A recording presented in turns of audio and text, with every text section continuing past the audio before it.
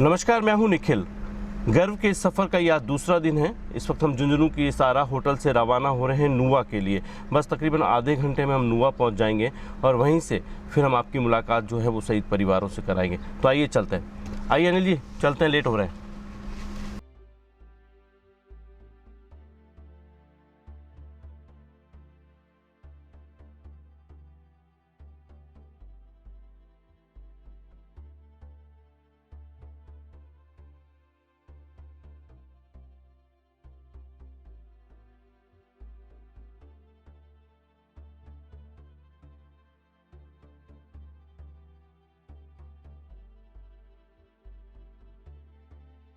हम नुआ गांव की ओर बढ़ रहे हैं। इन दिनों अच्छी बारिश के चलते जो आसपास जो सड़क के दोनों किनारे जो खेत हैं, हरियाली हैं, जो पेड़ आप देख रहे हैं वो काफ़ी हरे भरे हैं।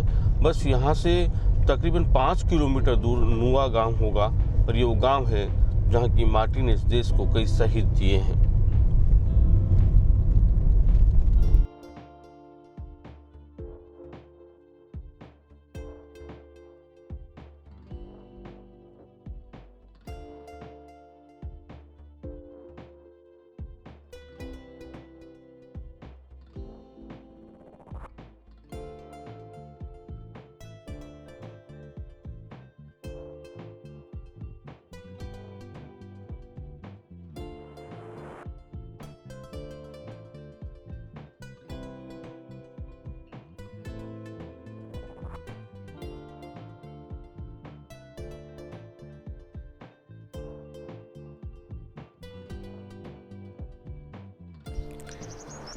हम लोग अब नुआ गांव पहुंच गए हैं। ये झुंझुनू ज़िले में है। इस गांव की माटी ने, मैं सबसे पहले तो ये चाहूँगा कि इस गांव की जो माटी है उसको नमन किया जाए। तो मैं ये इस गांव की जो मिट्टी है, इसने माँ भारती की सेवा में अपने 4 सपूत दिए हैं। इस वक्त जहाँ हम खड़े हैं वो वीर चक्र इंडियन अयूब द्वार है। अयूब खान जी को वीर चक्र से नवाजा गया। या आप यहाँ पे सांसद भी रहे हैं। फिर इस वक्त हम नुआ गांव में प्रवेश करें उससे पहले हमारे साथ सूबेदार मेजर अजहर हुसैन साहब हैं। आप 16 ग्रेनेडियर से 30 साल तक अपनी सेवाएं दी हैं और अब 2 साल पहले ही सेवानिवृत्त होकर अपने गांव आए। वैसे फ़ौजी कभी सेवानिवृत्त होता नहीं है। तो अब हम सूबेदार साहब, हम लोग आए हैं तो सबसे पहले तो मैं आपका सर वेलकम करता हूं नुआ गांव की तरफ से। और आपने जो आप एक शहीदों की धरती के ऊपर जो है कदम रखा, इसके लिए मैं बहुत बहुत आपका आभारी हूं। और अभी मैं जो है अपना एक कर्तव्य समझ लो या मेरा फ़र्ज़ समझ लो, मैं शहीदों को परिवार तक आपको यानी उनके घरों तक ले जाके सभी से आपकी मुलाकात करवाऊँगा। तो अपन शुरू करें यात्रा? शुरू प्लीज़। Ji, thank you. चलिए हम चलते। गाँव की गलियाँ हैं। अजहर हुसैन साहब आगे चल रहे हैं और हम गाँव हैं माँ की सेवा के लिए एक फौजी बन। अब तक की जानकारी के मुताबिक इस गांव में आज़ादी के बाद से अब तक 4 शहीद हुए हैं। हम इन 4 शहीद परिवारों से आज मिलेंगे। राजस्थान के झुंझुनू जिले का ये नुआ गांव है। आप देख रहे हैं ये इस गांव की गलियां हैं।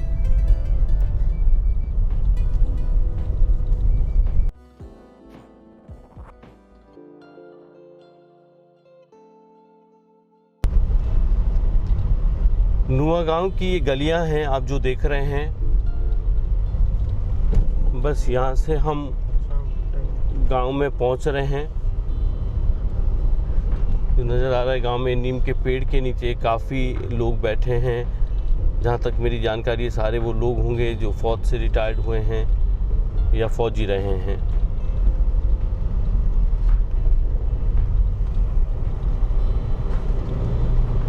हम नुआ गांव पहुंच गए हैं।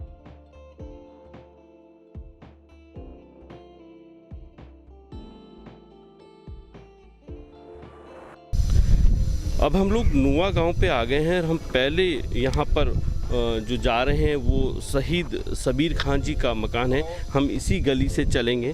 सूबेदार मेजर अजहर जी भी हमारे साथ हैं, वो हमें गाइड करते रहेंगे। ये मैं आपको इनके घर में, शहीद के घर में प्रवेश करूं उससे पहले बता देता हूं कि ये सबीर खान जी हैं और इनकी शहादत हुई थी 1962 में 20/10/1962 में आप चाइना बॉर्डर पर जो नॉर्थ ईस्ट लेखा वाली एरिया है चाइना बॉर्डर पर वहाँ पर इनकी शहादत हुई थी। और आप आर्मी में तकरीबन 1960 में भर्ती हुए, अपने 2 साल भी पूरे नहीं कर पाए थे, करीबन 18-19 महीने ही इनको हुए थे। और उसके बाद तुरंत बाद वहाँ पर एक वार हुआ चाइना बॉर्डर पर और वहाँ पर आप शहीद हुए। आप नुआ गांव के रहने वाले हैं, आप अविवाहित थे और इनके जो भाई हैं कादर खान साहब वो हमें आज मिले हैं, उनसे भी हम बातचीत करेंगे। और यही वो गली है जहाँ से हम चलेंगे।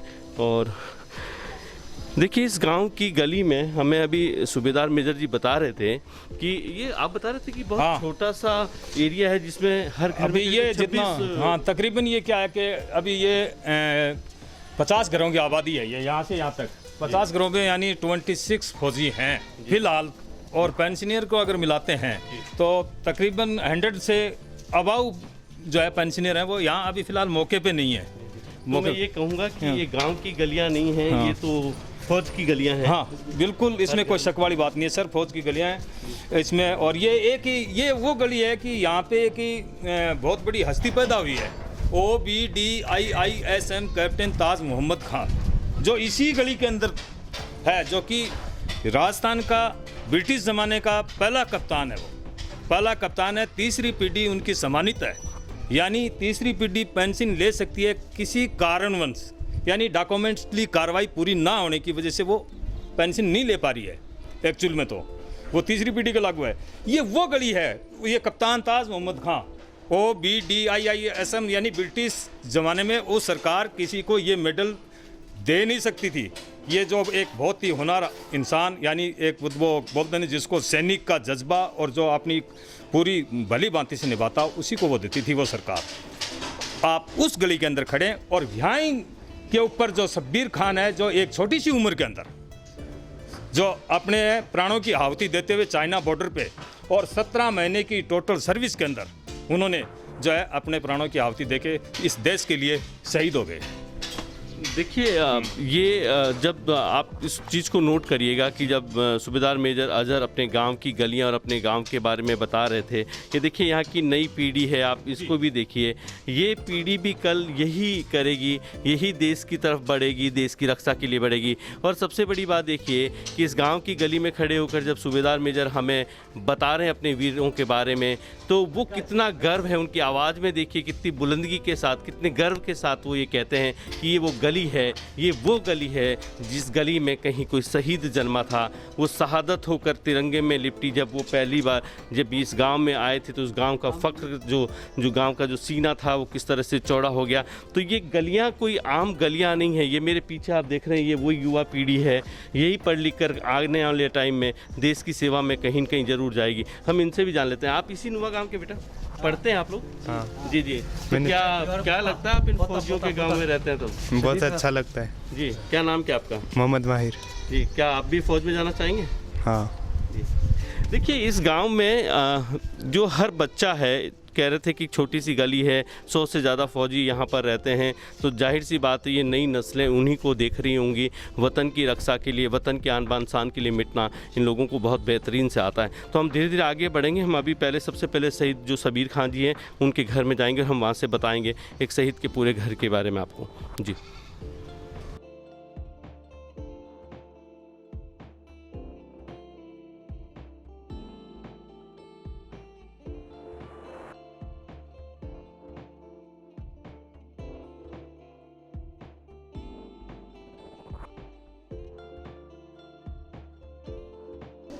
हम शहीद शब्बीर खान जी के घर में आ गए हैं।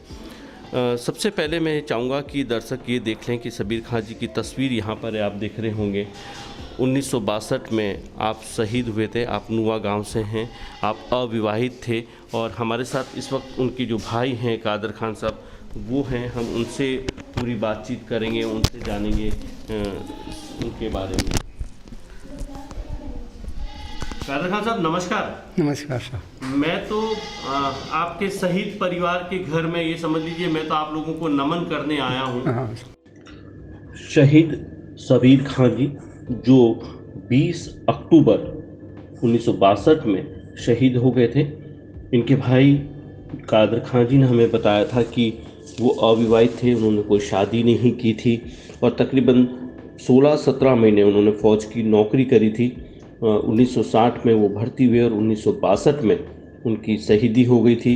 आप 4th ग्रेडियर से ताल्लुक़ रखते थे और नॉर्थ ईस्ट लेखा वाली जो एरिया है चाइना बॉर्डर पर, वहाँ पर आप शहीद हो गए।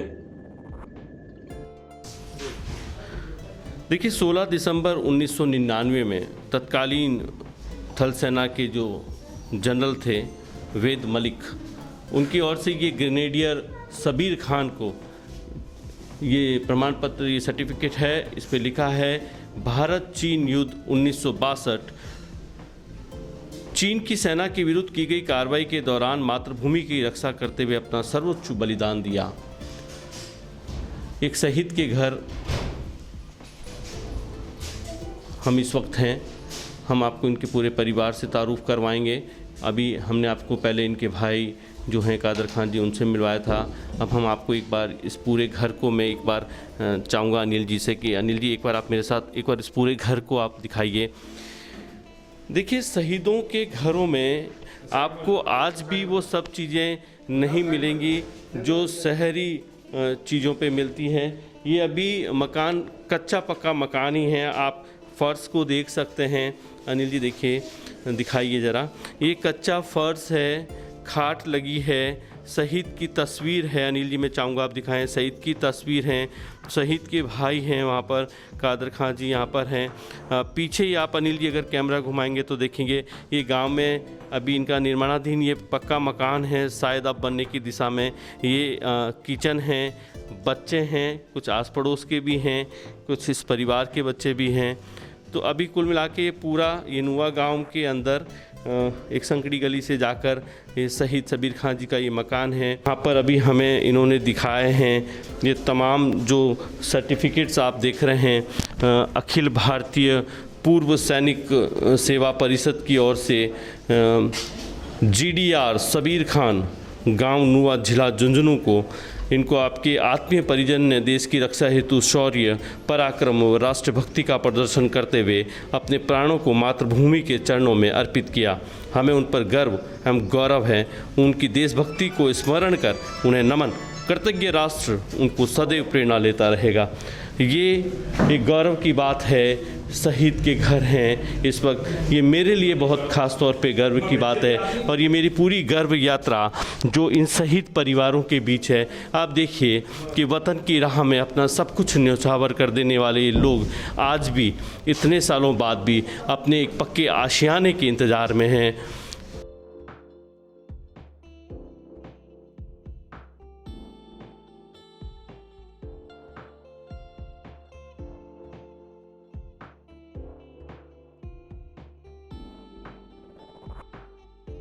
जी के मकान के ठीक बगल में ये पूरी गली है। आप देखेंगे इस गली में अगर टोटल कुल मिला के करीबन 10 मकान होंगे। ये 10 के 10 मकान उन फौजियों के हैं जो देश की सरहदों के निगहबान हैं।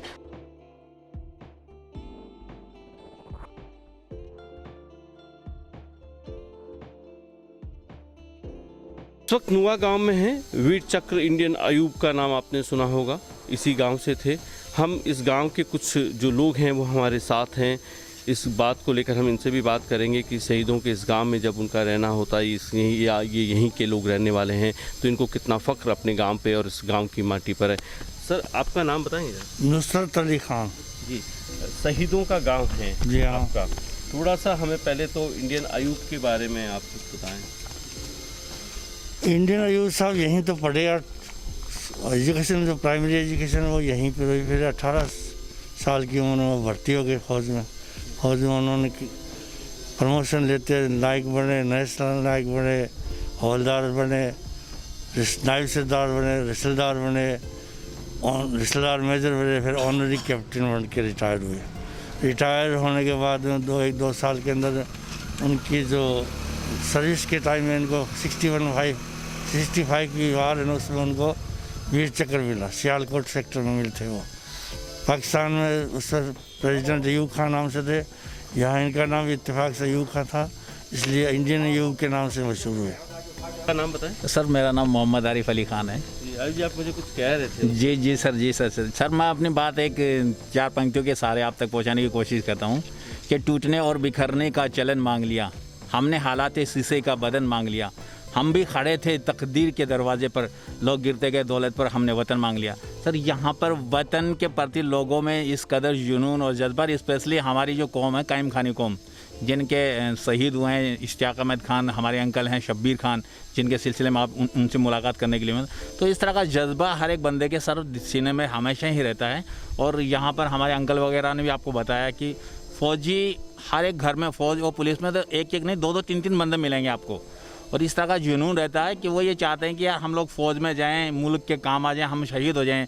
जब इस तरह की खबरें आती हैं ना सर कि हमारा कोई बंदा फ़ौज में गया हुआ है, बॉर्डर पर जाके वो किसी से, चाइना से या पाकिस्तान से लड़ता हुआ शहीद हो गया, तो सर हमें बहुत खुशी महसूस होती है कि क्या हमारा अपना कोई खून, हमारा अपना कोई बेटा, हमारा अपना कोई भाई देश की शहादत के लिए अपनी जान को कुर्बान कर दी अपने वतन पर। और बड़ा अच्छा फील भी होता है, उनकी फैमिली को भी होता है सर, और हमें भी बहुत अच्छा फील होता है। ये जब उस शहीद की जब पार्थिव देह गाँव आती है तिरंगे में लिपटी हुई, उस वक्त आप किस तरह का एक फख्र महसूस? अरे सर शब्दों में बयां करना बहुत मुश्किल है सर। इस तरह की जब भी कोई चीज़ें आती हैं ना, जब भी हमारा कोई अपना शहीद होकर, जब स्पेशली तिरंगा में जो लिपट कर आता है, तो बहुत अच्छा फील होता है, बहुत गर्व होता है सर कि हमारा कोई माँ का बेटा, हमारा कोई लाडला, हमारा कोई भाई देश के लिए अपनी जान को न्यौछावर करके तिरंगे में लिपट के हमारे वतन में हमारे घर आ रहा है, तो बहुत अच्छा फील हो रहा है सर। बस एक छोटी सी चीज़ बोलना चाहता हूँ सर, इस तरह का जुनून, इस तरह का जज्बा ये हमारी कौम में, और मैं ये चाहता हूँ हर भारतीय में भी होना चाहिए सर, और बहुत अच्छा फील होता है। एक छोटी सी चीज़ बोलना और चाहता हूँ सर, मैं अपनी बात को, मैं शुरू में मैंने 4 पंक्तियों के सहारे कहा और मैं ख़त्म भी 4 पंक्तियों के सहारे ही करना चाहता हूँ कि मेरा यही अंदाज़ ज़माने को खलकता है, क्योंकि मेरा चिराग हवाओं के खिलाफ जलता है, मैं अमन पसंद हूँ, मेरे शहर में दंगा रहने दो, लाल हैरे में मत बांटो, मेरी छत पे तिरंगा रहने दो। सर हम तो उस तिरंगे के नीचे जीवन व्यतीत करने वाले लोग हैं। जन गण मन अधिनायक जय, भारत भाग्य विधाता, पंजाब सिंध गुजरात मराठा द्राविड़ उत्कल बंग, विंध्य हिमाचल यमुना गंगा, उच्छल जलति तिरंगा, तब शुभ नामे जागे, तब शुभ आशीष मांगे, गाए जब ये गाथा, जन गण मन अधिनायक जय, भारत भाग्य विधाता, जय है